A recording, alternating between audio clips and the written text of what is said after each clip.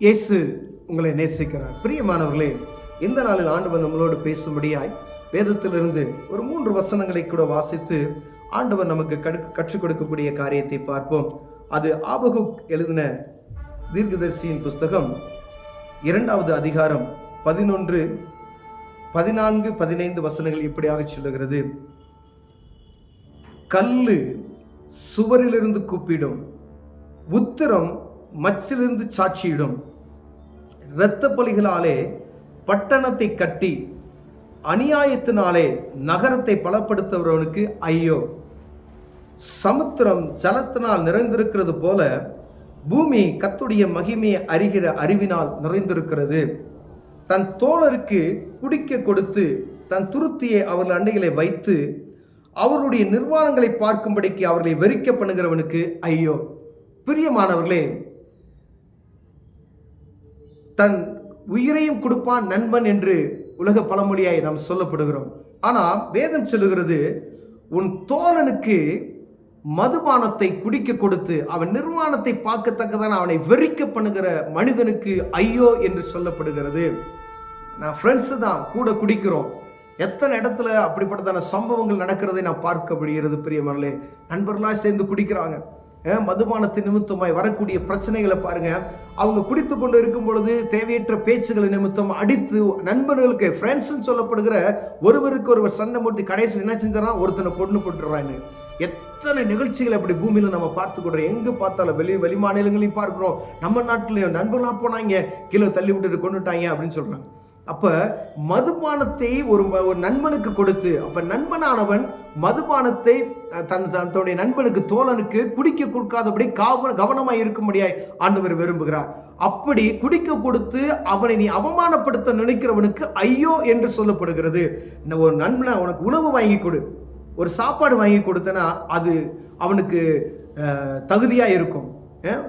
அவனுக்கு ஒரு tea coffee வாங்கி கொடு. ஆனால் மதுபானத்தை குடித்து அதில் அவனை வெறிக்க பண்ணி அதனை அழகு பார்த்து அப்படின்னு சொன்னா அப்படிப்பட்ட மனிதனுக்கு ஐயோ என்று சொல்லப்படுகிறது. பிரியமானவர்களே, சமுத்திரம் ஜலத்தினால் நிறைந்திருக்கிறது போல பூமி கர்த்தருடைய அறிகிற மகிமை அறிவினால் நிறைந்திருக்கிறதா. அப்ப ஜலத்துல சமுத்திரம் நிறைந்த பூமி எங்கும் ஆண்டவருடைய பிரசன்னத்தால் நிறையப்பட்டு இருக்கிறது.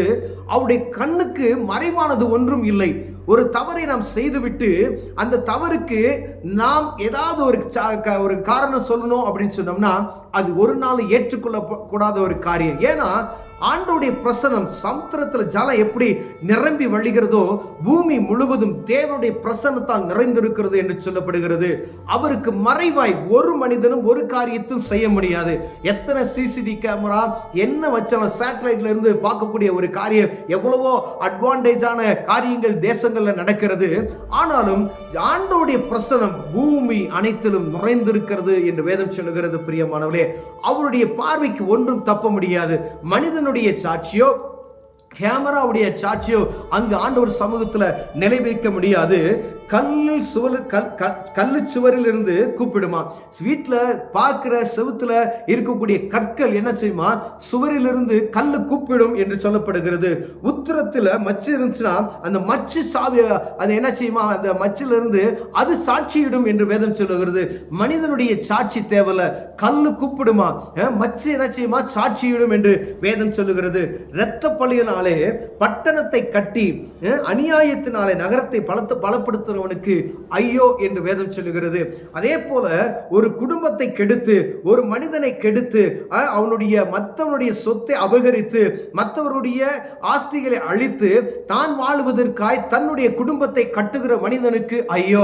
ஒரு நகரத்தை கட்டுகிற ஒரு மனிதனுக்கு ஐயோ.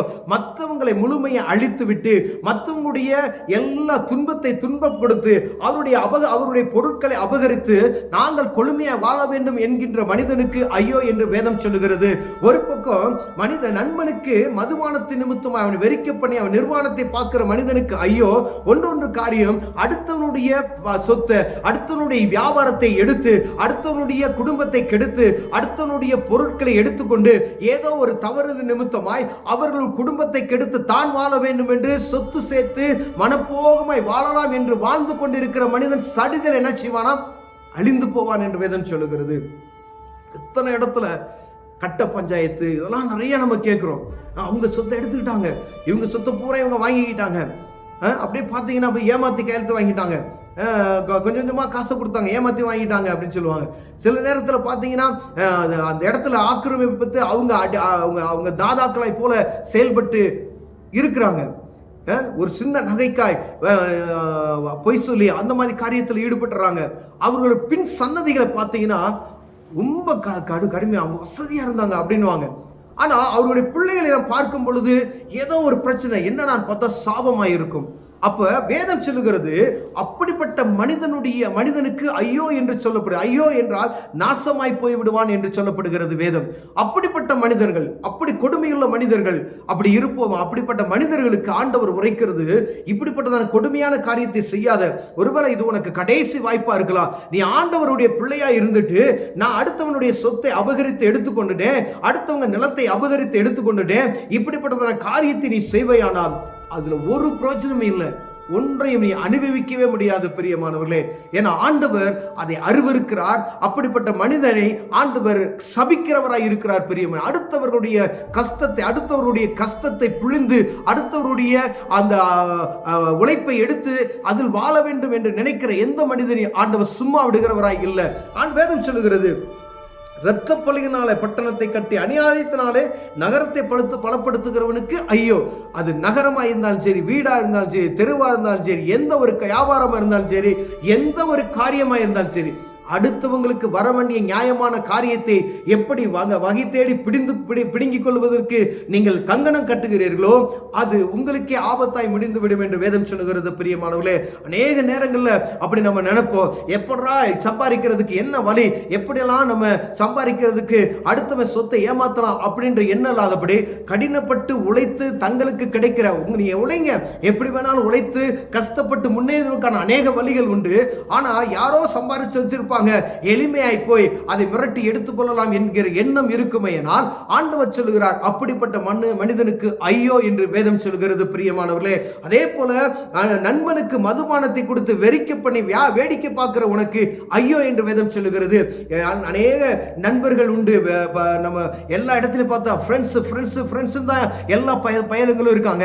ஆனா நண்பர்களை குடிக்க கொடுத்து நீ வெறிக்க வச்சேன்னு வச்சுக்கேன், அது ஆண்டவருக்கு கோபம் ஊட்டக்கூடிய காரியம். உன் நண்பனை நீ நல்ல முறையில் நடத்துறதுக்கு நீ செஞ்ச ஆண்டவர் உன்னை ஆசீர்வதிப்பார். அவனை மதுபானத்திலிருந்து அவனை தப்புவித்து அவனை எப்படியாவது நல்வழிப்படுத்துவதற்கு உன்னால் கூடுமான காரியத்தை செய். அப்படிப்பட்டதான காரியத்தை செய்யும்போது ஆண்டவர் உன்னை ஆசீர்வதிப்பார். அவனுக்கு மதுபானத்தை வாங்கி கொடுத்து அவன் மயங்கி கீழே விழுந்து அசிங்கப்படுகிற காரியத்தை நீ பார்த்து ரசிப்பையானால் அவர் தேவனுடைய கோபாக்கிரை உண்மையில் வந்து சேரும் என்பதை மறந்து போய்விடாதபடி எச்சரிக்கையா இருக்கும்படி ஆண்டவர் சொல்லுகிறார். ஒருவேளை இதை பார்த்து கொண்டிருக்கிற அன்பு சகோதரனை சகோதரியே, இப்படிப்பட்ட காரியத்தில் நாம் இருப்போமையானால், இப்படிப்பட்டதான காரியத்தில் யாராவது இருப்போமையானால் ஆண்டவருடைய வார்த்தை அவர்களுக்கு சொல்லி இப்படிப்பட்ட காரியத்தை செஞ்சா பாவம், இது ஆண்டவருக்கு விரோதமான காரியம் என்று சொல்லி அவளை ஆண்டவருக்கு ஜெபத்தில் நடத்துவோம். ஆண்டவர் ஆசீர்வதிக்க வல்லமையாக இருக்கிறார். கண்களை மூடுவோம், ஜெபிப்போம். அன்பின் தகப்பனே, நண்பர்கள் என்ற பேர்ல ஆண்டவரே நண்பர்களுக்கு மதுபானத்தை கொடுத்து வெறிக்கை செய்து அதை அழகு பார்க்கிற எத்தனையோ நண்பர்கள் உண்டையா. அப்படிப்பட்ட மனிதர்கள் ரட்சிக்கப்பட உதவி செய்வீராக. அதே போல் அடுத்தவர்களுடைய சொத்துக்களுக்கு ஆசைப்பட்டு ஆண்டவரே அவர்கள் பணத்தை எப்படியாவது அபகரித்துக்கொள்ள அதுல நம்ம சுகபோகம் ஆளலாம் என்று எண்ணம் கொண்டு இருக்கிற ஒவ்வொருவரையும் கர்த்தர் சந்தித்தருளுவீராக. அது சாபம் என்பதை அறிந்து கொள்ள உதவி செய்யும். இயேசுவின் நாமத்தில் பிதாவே, ஆமென்.